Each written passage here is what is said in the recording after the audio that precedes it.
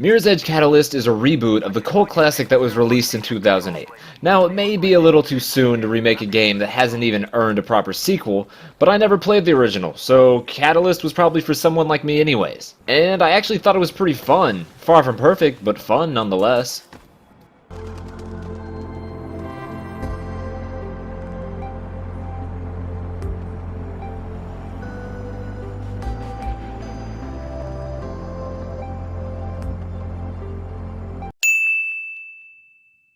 You play as Faith, a courier who travels by a rooftop because the city is controlled by an evil corporation who wants to control everything just to turn a profit.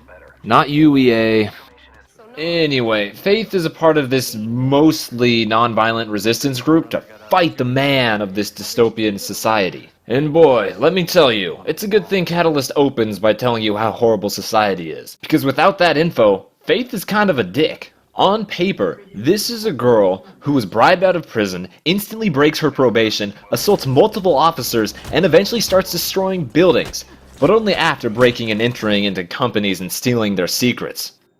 Yes, you do later find out that this company killed Faith's parents, but that's some crucial information to withhold from the player because it instantly makes our main character relatable.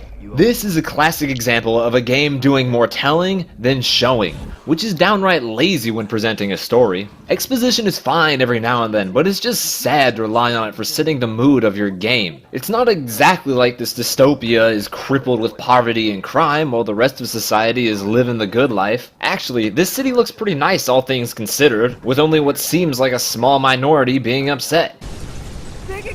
Experiencing things firsthand is something unique to games, so show players how terrible things are, don't just tell us about it. But that's not the only issue I have with Catalyst's narrative. While the gameplay may be fast-paced, the story told is one that shouldn't be rushed, because, at least structurally wise, it's one that's traditionally better simmered rather than roasted. Sprinting through conspiracies and character interactions is not ideal. Let's look at this loser. He starts off as a cocky douche in the beginning, but once Faith saves him just once, they're almost instantly best friends. I believe this is called the reverse damsel in distress trope, but it definitely would have been better if there was more subtlety in the relationship. And he's not just the only one. There are some potentially interesting characters. It's just a shame they aren't given the attention and time they deserve. On top of that, the plot twists can be a bit predictable, but I won't go too much into them due to spoilers. Thankfully, the gameplay is much better. Mirror's Edge is a first-person sandbox parkour game, and it works wonderfully. Running across the futuristic city from Faith's point of view is exhilarating. The gameplay is quick and requires your utmost attention, unless you like jumping off buildings by accident. Hell, I'm scared of heights, so these deaths are almost more chilling to me than some horror games, which is a pretty good incentive not to belly flop onto the pavement. You need solid reflexes and timing to maximize your speed, which makes the gameplay engaging. It's the simple things like softening your landing and running on walls that make simple running an active experience. It's definitely way more fun than just pressing the sprint button and going fast. Also, one thing I recommend is switching the runner's vision in the options to classic mode, because if you don't, then you're just following this floating red line all the time, which sort of defeats the open world setting and any sense of exploration. It'd be like flirting with only one person at an orgy. Professor Oak, back me up. Thank you.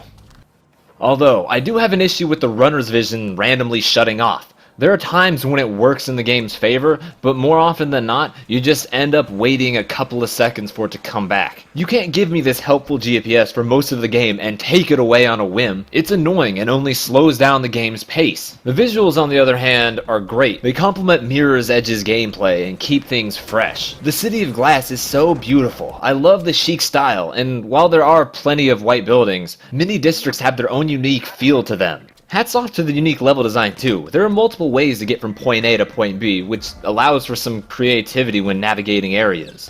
The running and climbing may be a blast, but the combat is horrible.